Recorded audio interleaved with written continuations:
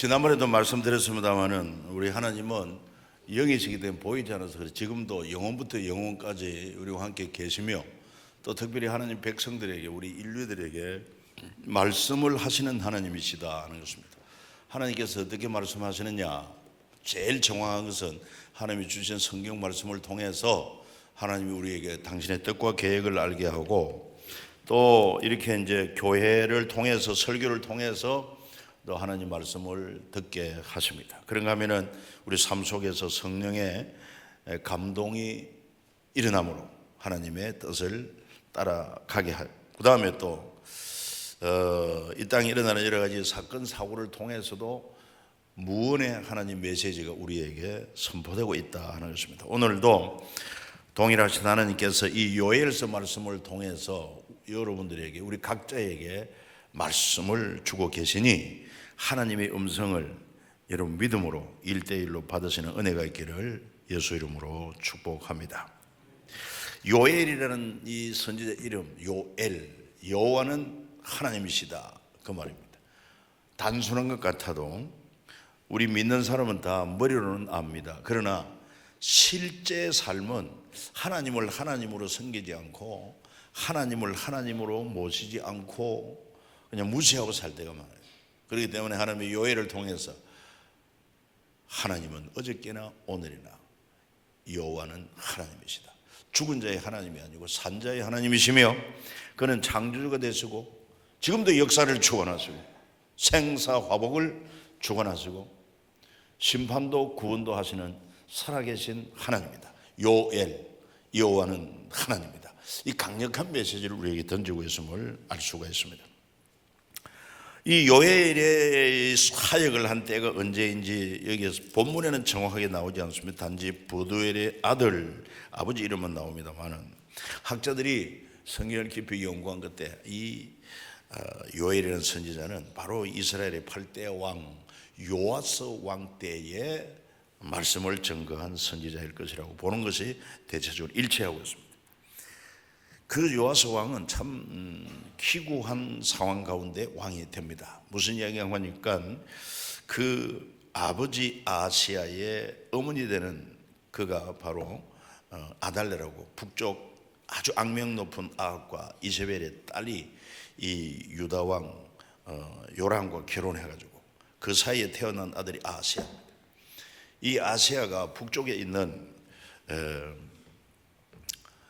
그러니까 자기 이제 어떻게 됩니까? 뭐 천남 쪽에 식구가 되겠습니까? 그 북쪽 이스라엘 왕이 아람과 싸우다 큰 부상을 당해가지고 그 병문안을 갔어요. 병문안을 갔을 때 예후라는 자가 쿠데타를 일으켜가지고 북쪽 이스라엘 왕을 죽일 때 남쪽 유다 왕 아시아도 죽임을 당하게 됩니다. 그러니까 이 아시아 왕의 어머니였던 아달랴가 그 부모가 아주 악독하지 않습니까? 그 딸도 악독했어요. 그러니까 권력의 욕심을 품고는 자기 손주를 다 죽여버립니다. 그리고 자기가 왕이 됩니다. 그 가운데 가까스로 태어난 지 얼마 되지 않는 요아스는 그 고모의 손길에 의해서 가까스로 생명을 구하고 성전에서 그 고모부가 대제사장이었기 때문에 성전에서 숨겨 키웠습니다. 7살에 왕이 되었습니다. 그리고 고모부 되는 여호와의 제사장이 교훈으로 말씀으로 잘 교훈할 때는 믿음 생활을 잘 했습니다만은 그 고모부가 죽고 난 후에는 이제 자기가 왕권을 확실하게 쥐고는 하나님 섬기는 것을 포기하고 우상을 만들어 섬기고 악을 행하고, 그러니까 여호와의 제사장의 아들 되는 스가랴가 제사장이 되어가지고 요아스를 꾸짖습니다. 이거 하나님이 미워하시고 진노하실 일을 왜 이렇게 하십니까 했더니만 금방지다 이래가지고 그 자기 생명의 은인 같은 여호와의 제사장의 아들 스가랴를 돌로 쳐서 죽이라 이래가지고 그 스가랴 제사장을 돌로 쳐서 죽이는 그런 악행을 저질렀습니다. 그때에 아마도 하나님 말씀을 대언한 선지자가 바로 요엘 선지자다 이렇게 보는 것입니다. 그러니까 그 시대적인 상황이 굉장히 악했다는 것을 알 수 있습니다. 하나님이 진노하시고 하나님의 심판이 임박했다는 것을 알 수가 있습니다. 그래서 오늘 본문 이 요엘서 2장 1절로 3절을 보면 그런 분위기를 느낄 수 있어요. 자, 본문을 한번 보시기 바랍니다. 요엘서 2장 1절로 3절입니다. 시온에서 나팔을 불며 나의 거룩한 산에서 경고의 소리를 질러 이 땅 주민들로 다 떨게 할지니 이는 여호와의 날이 이르게 되면 이제 임박하였으니 곧 어둡고 캄캄한 날이고 짙은 구름이 덮인 날이라. 새벽빛이 산꼭대기에 덮인 것 같으니 이는 많고 강한 백성이 이르렀음이라. 이와 같은 것이 옛날에도 없었고 이후에도 대대에 없으리로다. 불이 그들의 앞을 사르며 불꽃이 그들의 뒤를 태우니 그들의 예전의 땅은 에덴 동산 같았으나 그들의 나중 땅은 황폐한 들 같으니 그것을 피할 자가 없도다. 그래서 이 분위기 보니까 하나님이 지금 진노하셨어. 그래가지고 결국은 여호와의 날을 정하고 그날에 하나님께서 재앙을 내리겠다. 근데 실제로 그 재앙이 어떤 재앙이냐, 여기 보니까 아마 이 많은 백성이 올라왔다고 그랬는데 이방인의 침략을 말하느냐, 그렇지만 그게 안 됩니다. 자세히 읽어보면 바로 엄청난 무시무시한 메뚜기 재앙인 것을 알 수가 있어요. 여러분, 메뚜기가 별 볼 일 없는 것 같죠? 그 메뚜기 볶아 먹으면 맛도 있고 한데 이렇게 생각할지 모르지만 이게 그냥 때를 이루면 얼마나 무시무시한지 몰라. 우리나라에도 2014년도 그 누세 여러분 보신 적이 있을 것입니다. 전라남도 해남 지역에 이 메뚜기 떼가 막 그냥 출몰해가지고 자라는 벼이삭을, 수확을 앞둔 벼이삭을 싹 깔아 먹어버리는 그런 큰 피해를 입혔고, 작년에는 러시아와 호주에 또 이 엄청난 메뚜기 재앙에 임해가지고 큰 피해를 입었다는 보도도 있습니다. 특별히 지금 호주 땅에는 산불이 일어났는데 얼마나 산불이 크게 일어났는지 우리 지금 남한만큼 면적이 불에 타버렸어요. 상상이 갑니까? 남한 땅덩이만큼 엄청난 지역이 산불로 지금 다 불타버렸다는 거 아닙니까? 자, 이렇게 재앙들이 일어날 때 이 자연적인 현상으로 보면 안 된단 말이에요.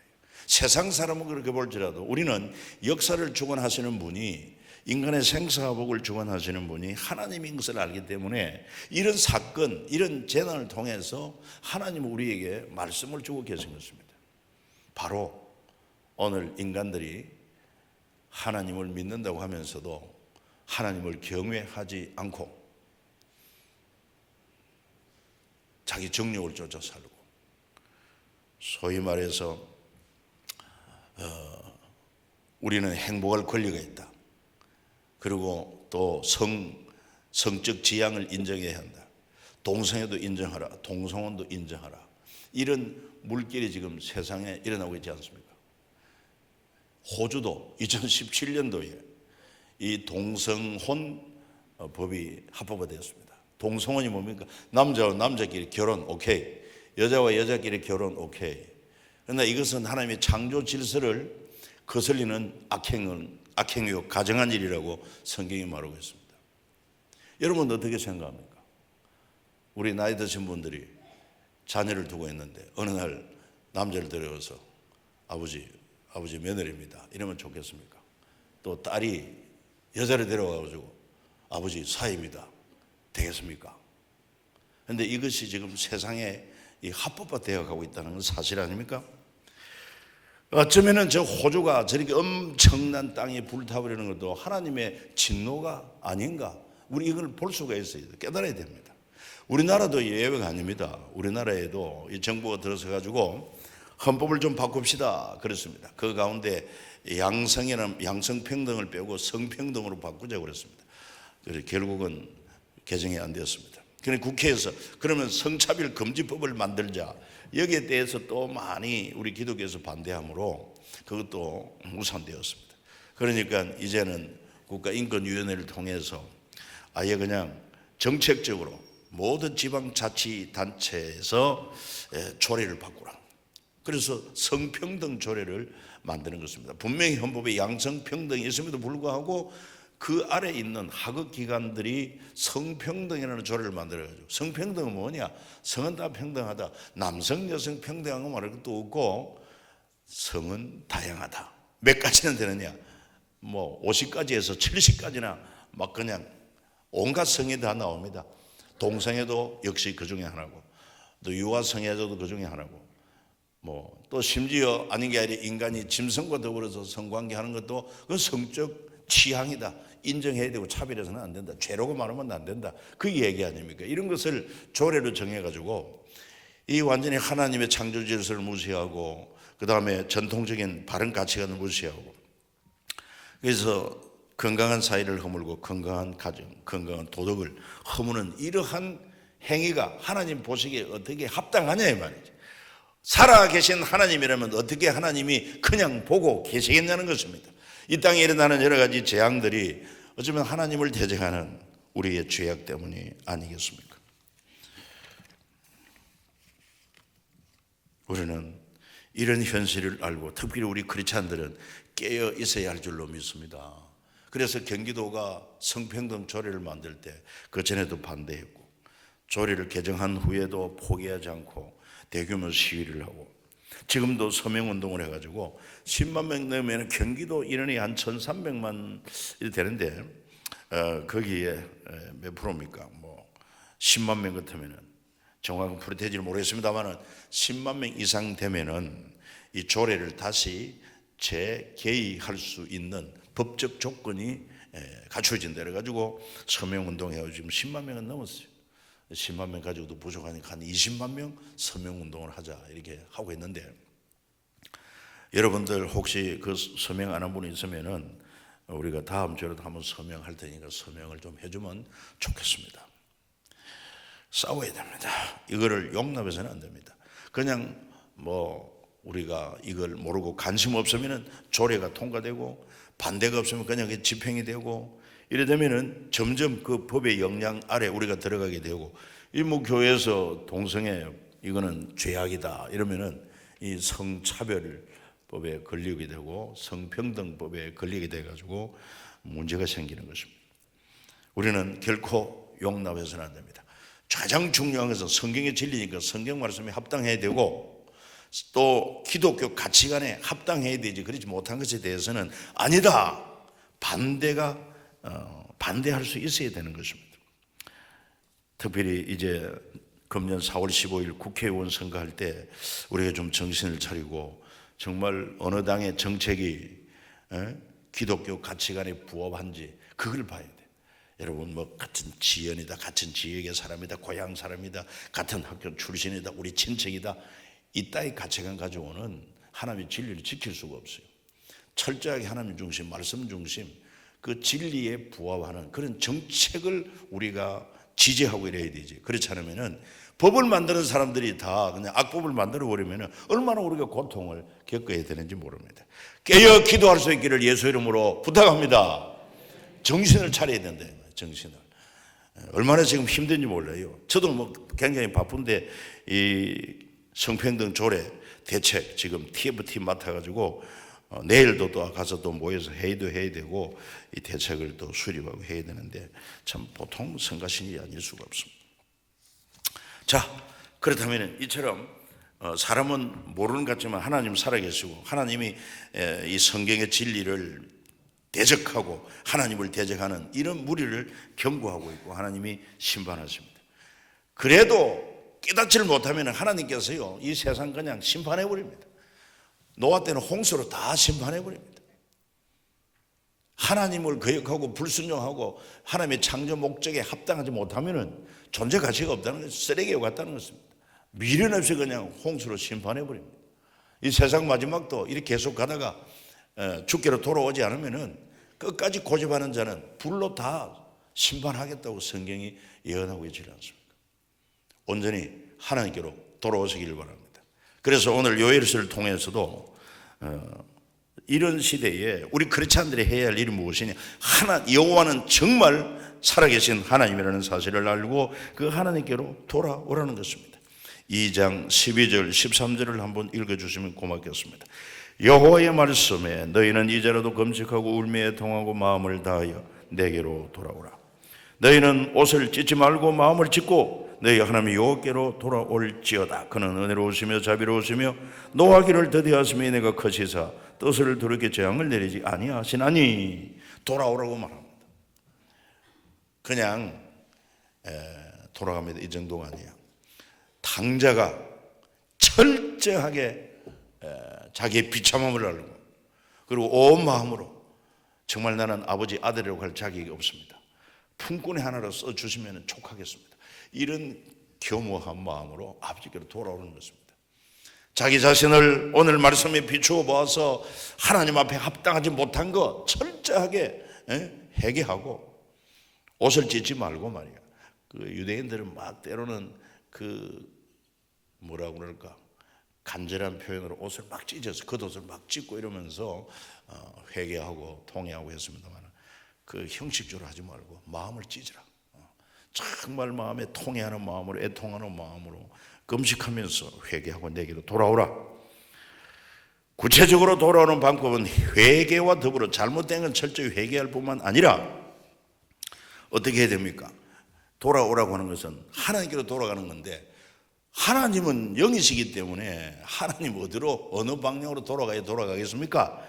하나님께 돌아온다고 하는 것은 하나님 말씀으로 돌아오는 것입니다. 말씀을 떠나서 말씀도 읽지 않고 말씀에 관심도 없던 사람들이 야 하나님 말씀이 진리야, 말씀대로 살아야 사는 법이야, 떡으로만 사는 게 아니더라, 하나님의 입에서 나오는 진리의 말씀으로 살아야 참으로 사는 길이다, 이걸 알고 다시 성경으로 돌아오는 것입니다. 성경을 읽는 것입니다. 그 다음에 기도의 자리로 돌아오는 것입니다. 전에는 내 힘으로 내 지혜로 살았습니다마는 그래가지고서는 이 세상 이길 수도 없고 죄악을 이길 수도 없고 하나님 의지합니다. 하나님이 도와주셔야 됩니다. 기도의 자리로 나오는 것입니다. 이게 하나님께 돌아오는 거예요. 그리고는 순종의 삶으로 돌아오는 것입니다. 전에는 내 고집대로 살았습니다만 이제는 하나님 말씀을 보고 기도하고 그 말씀에 붙잡혀서 순종하는 이런 삶을 살 때에게 하나님께로 돌아오는 분명한 태도인 줄 믿으시길 바랍니다. 우리 모두 옆 사람끼리 하나님께로 돌아가 주시다. 시작. 온전히 돌이켜서 합니다. 진짜 오늘 이 말씀을 하나님의 음성으로 듣는다면 자기 자신을 살펴야 돼요. 정말 하나님 보기에 합당치 못한 게 뭐가 있는지. 그래서 그것을 주여 내가 이런 죄를 지었습니다. 잘못했습니다. 한 끼를 금식하든지 하루를 금식하면서 정말 가슴을 치면서 애통해하면서 내가 하나님이 나를 위하여 독생자 보내주게 해주시면 내 때문에 십자가에서 고난당하고 죽기까지 하셔서 나를 죄의 사망에서 구원해 주셨는데 이렇게 하나님의 사랑을 입은 은혜를 입은 나는 이렇게 지금 지지분하게 살고 있습니다. 죄 가운데 살았습니다. 철저하게 회개하고 죽게 돌아가야 그래야 사는 역사가 일어나게 되는 것입니다. 그리고는 부지런히 말씀을 읽어야 되고 그리고 기도하고 순종하고 이게 바로 오늘 3일 영성운동의 핵심 아닙니까? 3일 영성이 뭡니까? 하루에 성경은 3장 읽고 1시간 이상 기도하고 하루에 찬송 세우고 부르고 하나님 뜻을 발견하고 한 가지 이상 순종하는데 특별히 전도에 한 명 이상 복음을 전한다 이렇게 하면 참 좋을 것입니다. 그러면은 하나님께로 돌아온 증거가 되고 그때 하나님은 회복을 약속하고 있습니다. 그 회개하고 온전히 회개하고 하나님께로 돌아온 결과가 무엇이냐? 요엘서 2장 18절에 이런 말씀이 있어요.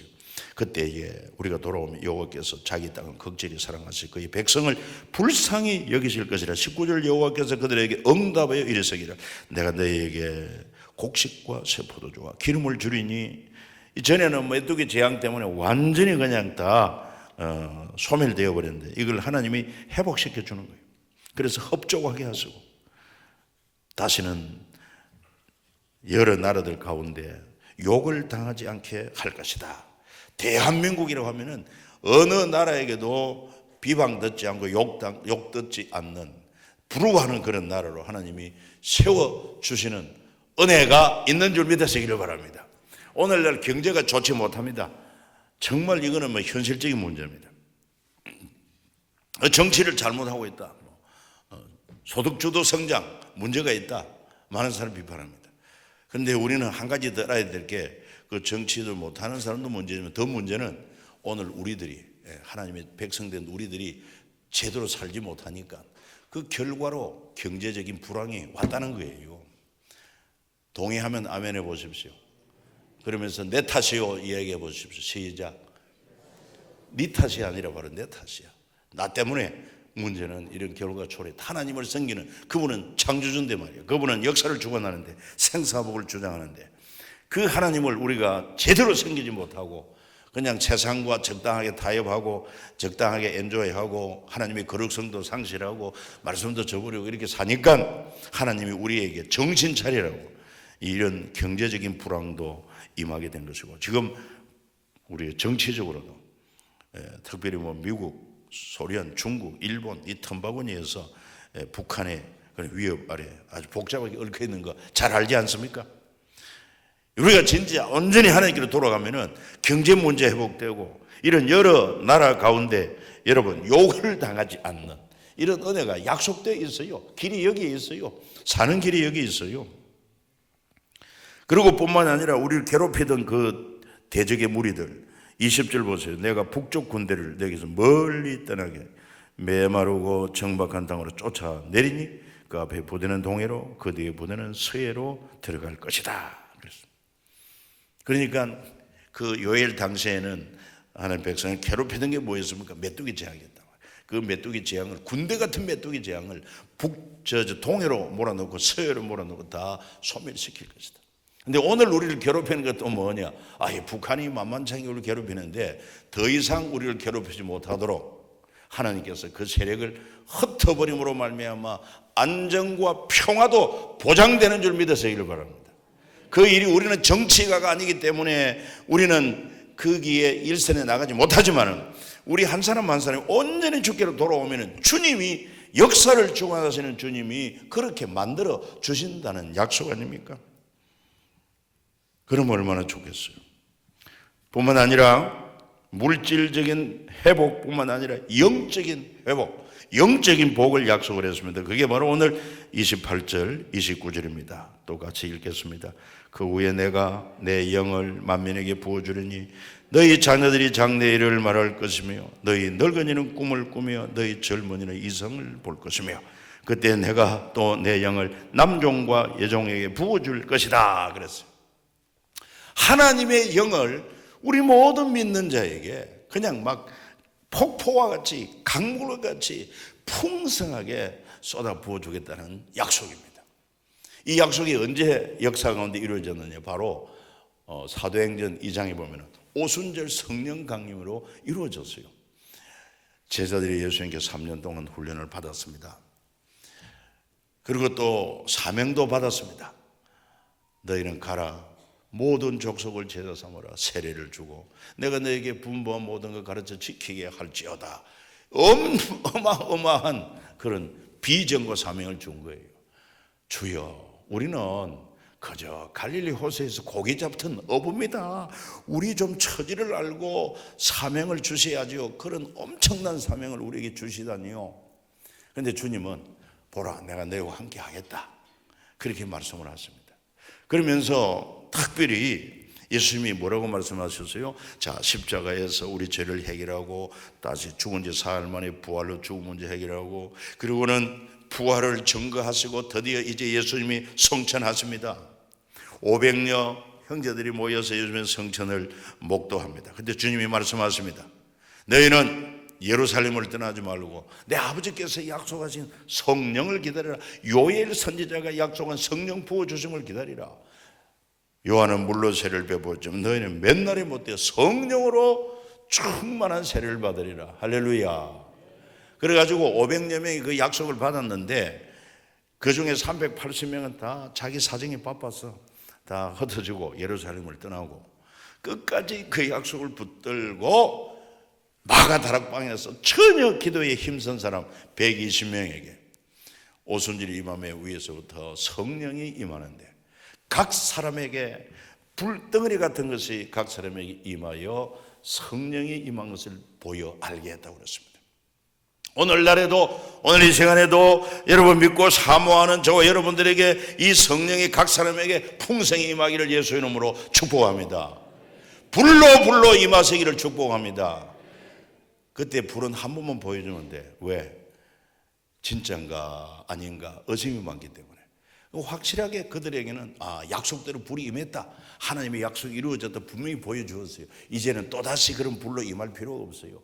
그 확실한 약속을 말씀 그대로 믿고 지금도 약속대로 하나님의 약속을 믿고 기도하면은 주의 영이 우리 가운데 임한다, 충만하게 임한다, 믿음을 가지고 나가면 되는 것입니다. 사랑하는 여러분, 다시 한번 우리가 사는 길은 성령 충만에 있다는 것을 꼭 기억할 수 있기를 바랍니다. 뭐 그냥 그렇지 않고 우리 예수 믿는다고 하면서 어떻게 하든지 사업에 성공해야 되고 돈도 많이 벌어야 되고 지위도 높아지고 명예도 있어야 되고 권세도 필요한 거야. 이 세속적인 가치관, 여기에 관심을 가지고 이 일에 집중하지 말고, 그건 내 힘으로 사는 거고, 믿는 우리에게는 하나님의 영이 임하여 하나님의 지혜와 능력으로 살아갈 수 있는 약속이 되어 있으니까 그 약속을 사모하고, 주님 나는 부족합니다, 그러니까 주님이 내게 임하셔서 주님의 지혜와 권세와 능력으로 하나님 거룩한 삶을 살고 하나님의 사명을 감당하고 승리하는 삶을 살게 도와 주시옵소서. 그 가치를 알고 약속을 붙들고 기도하고 또 기도하고 기도하고 또 기도하고 기도하는 자에게 주의 영은 지금도 충만하게 임재하여 우리의 지혜와 능력이 되시는 줄 믿습니다. 이게 얼마나 놀라운 약속인지 몰라. 세상 사람들은 이건 전혀 알 수가 없는 약속이야. 저와 여러분들에게 약속하고 있으니 이 약속이 귀한 줄 알고 약속을 굳게 붙드시기를 주 예수 이름으로 축복합니다.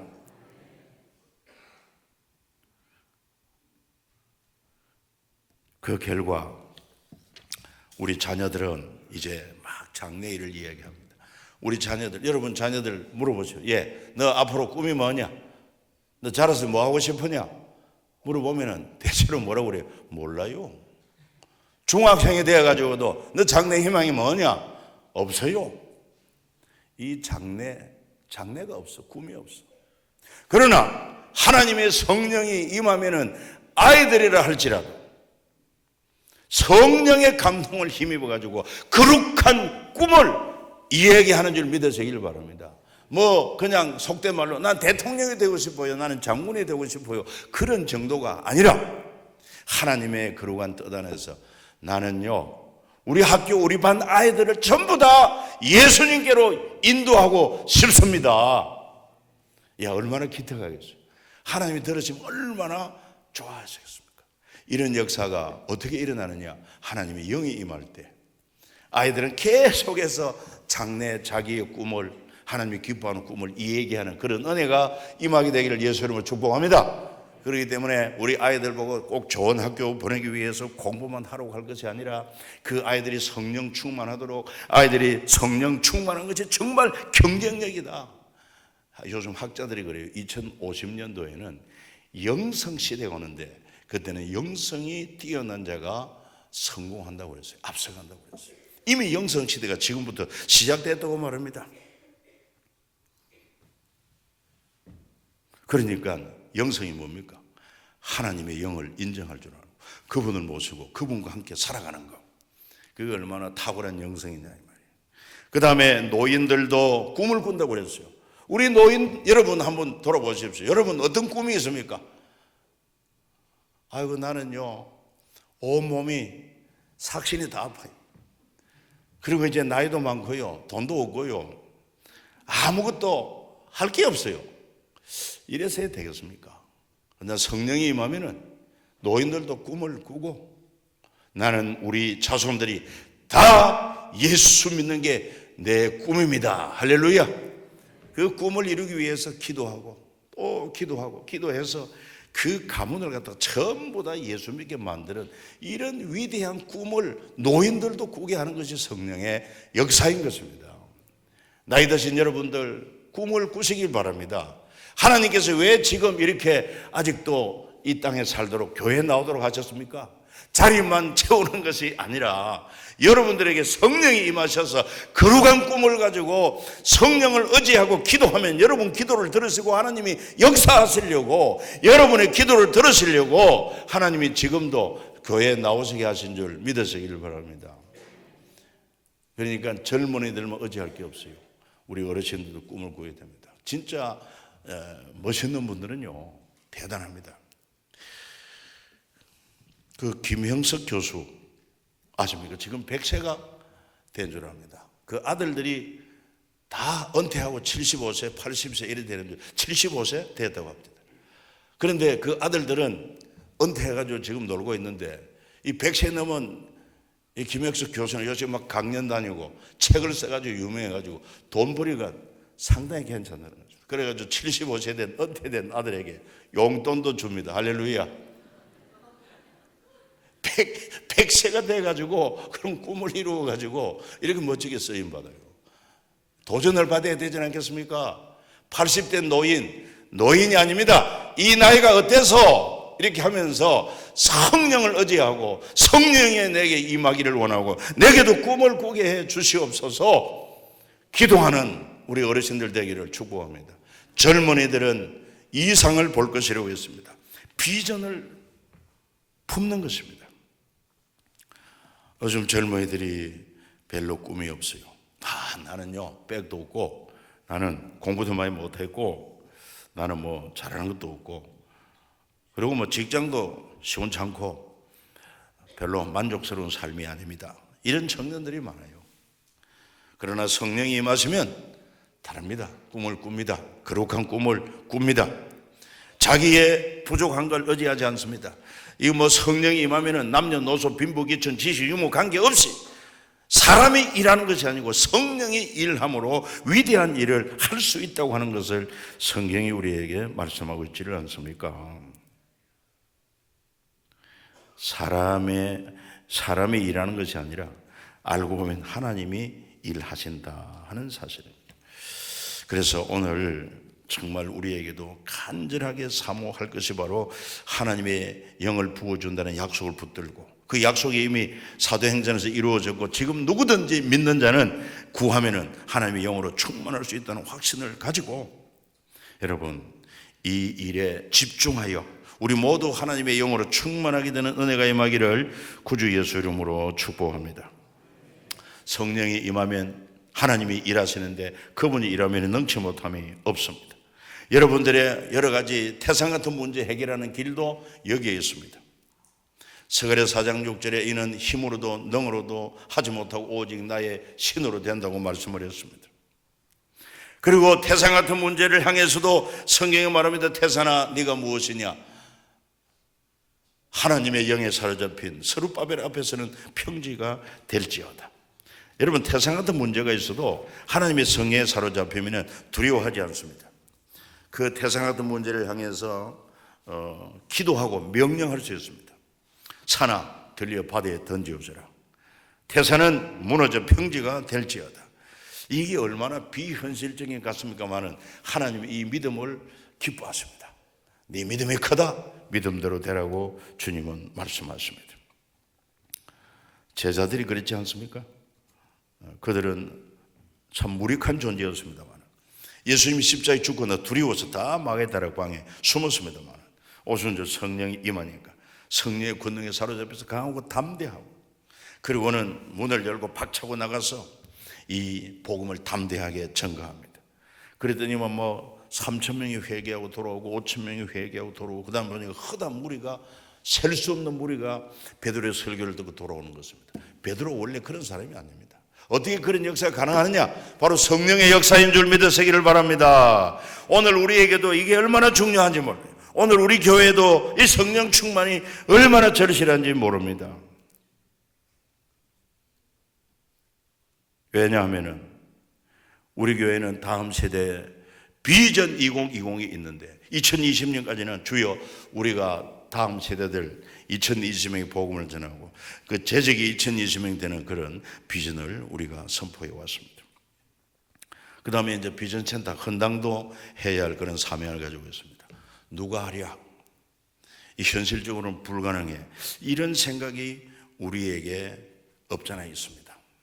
이걸 극복할 수 있는 게 뭐냐면은 하나님의 성령이 충만하게 임할 때 환경을 현실을 뛰어넘습니다. 불가능한 것을 가능케 하시는 성령의 역사를 확신하게 됩니다.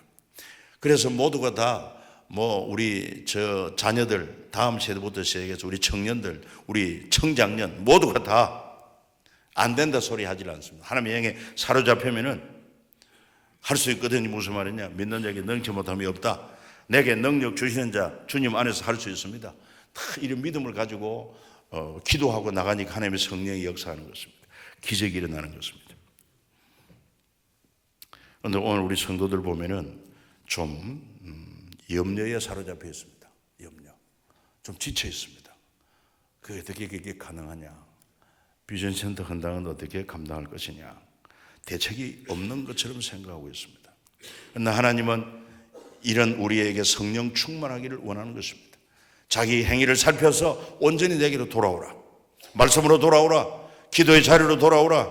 그리고 순종의 자리로 나오라. 그래야만 내가 너희의 비전을 이루게 하리라. 주님의 약속이고 명령인 줄 믿으시기를 바랍니다. 그래서 우리 3.1교회 성도들, 우리 공동체가 해야 할 일이 있습니다. 모두가 성령 충만을 사모합시다. 그러기 위하여 말씀으로 돌아오기 위해서는 말씀을 의심하지 말고 이 말씀이 진짜 진리의 말씀이다. 확신을 가져야 되겠습니다. 그 좋은 기회가 오는 창조과학 특별집회입니다. 우리 지금 청소년들이 교회에서는 하나님의 창조를 듣고 학교 공부에 가면 진화를 이야기 듣고 뭐 과학적인 이야기 듣고 보면 성경은 그냥 허구와 같은 이런 의심이 들어옵니다. 믿음이 안 자랍니다. 이 의심이 있으면 믿음이 자랄 수가 없어요. 그런데 이번에 창조과학 특별집회에 오면은 이 진리의 말씀이 현대 과학을 초월한 확실한 진리라는 것을 여러분들이 확인하게 됩니다. 무엇보다도 지금 이제 학교에서 배우는 청소년들, 또 우리 주일학교 유초등부 아이들, 우리 청년들, 그리고 우리 장년들도 마찬가지. 함께 나와서 창조과학 특별 집회를 통해서 성경의 진리라는 확신을 가지고 이 말씀을 굳게 붙들고 약속은 반드시 이루어진다. 주님이 하신다. 그 믿음을 가지고 기도의 골방으로 나가는 것입니다.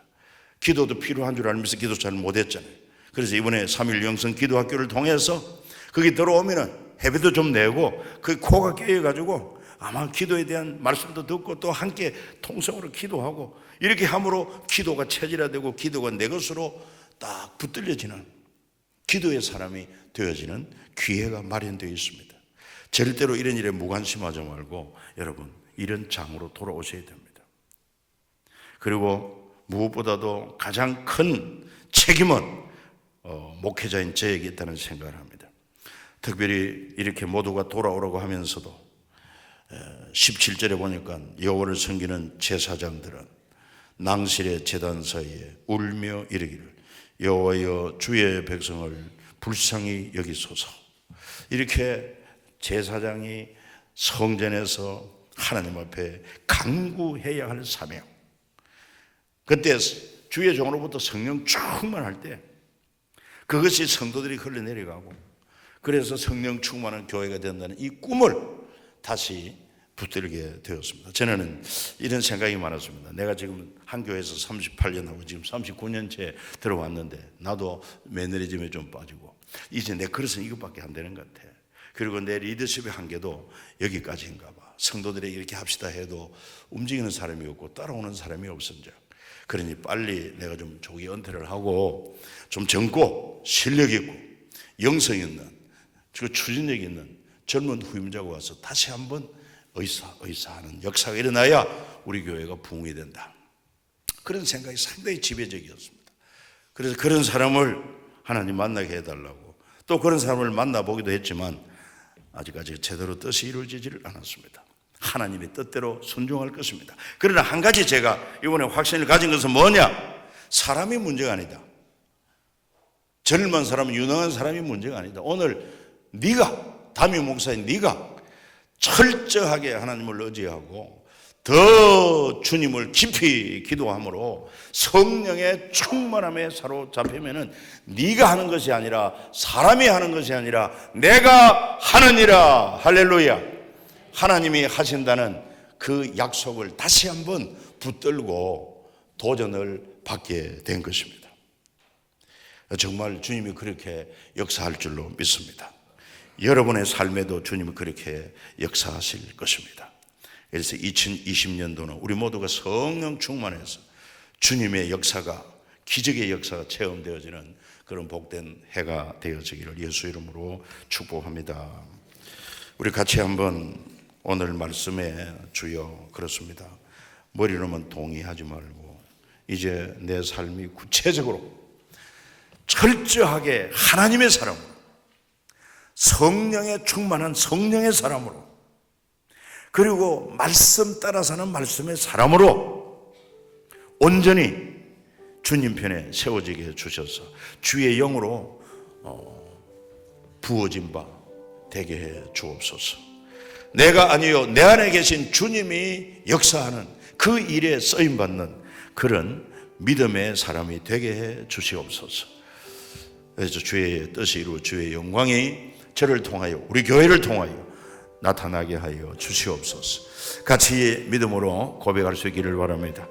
하나님 감사합니다. 찬송합니다. 오늘도 우리 교회 형편과 처지를 아시는 주께서 하나님 때를 따라 필요한 말씀으로 우리에게 들려주심을 감사합니다.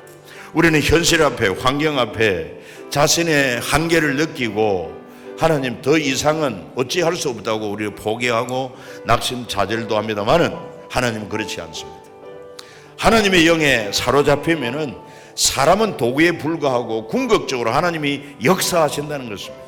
하나님이 이루신다는 것입니다. 하나님은 능치 못함이 없었습니다.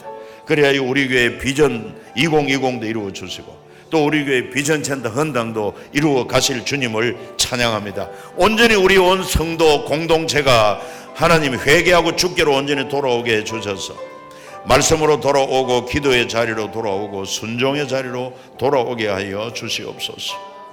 무엇보다도 하나님이여 교회의 담임 목사인 제 자신이 더욱 철저하게 하나님의 영에 사로잡혀서 말씀과 기도에 하나님 아버지 집중함으로 참으로 성령 충만함이 우리 온 성도들에게 흘러넘치고 성령이 목회하는, 성령이 역사하는 수원 3일 교회가 되어지고 하나님의 역사하심으로 기적이 일어나고 주의 영광이 크게 드러나는 하나님 그 우리 성도들 개개인의 삶에 있어서도 놀라운 기적을 경험하고 간증하는 역사가 일어나게 하여 주실 줄로 믿습니다. 주님 감사합니다.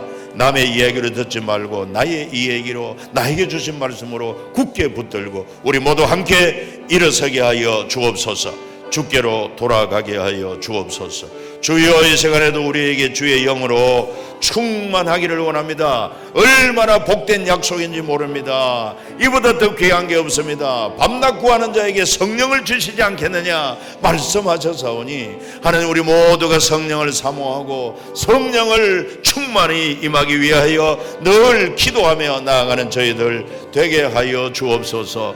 주여 이렇게 말씀을 들어도 움직이지 못하는 자들이 이제는 성령의 능력으로 움직이게 하여 주옵시고 새벽 기도의 자리로 나오게 하여 주옵시고 하나님 아버지 축복 기도의 자리로 나오게 하여 주옵시고 뿐만 아니라 주님 모시고 함께 살아가면서 늘 주님과 깊은 교통이 이루어지게 하여 주옵소서. 주님 연약하신 우리 기도를 들어주시고 응답해 주심으로 우리 성도들이 하나님의 힘을 얻게 하시고 은혜를 체험하게 하여 주옵시고 그래야 온 성도가 일어나는 그래야 우리 아이들이 장래일을 말하고 우리 노인들도 꿈을 꾸고 젊은이들이 이상을 보는 역사가 체험이 되게 하여 주옵소서. 예수님의 그러한 이름으로 기도하옵나이다.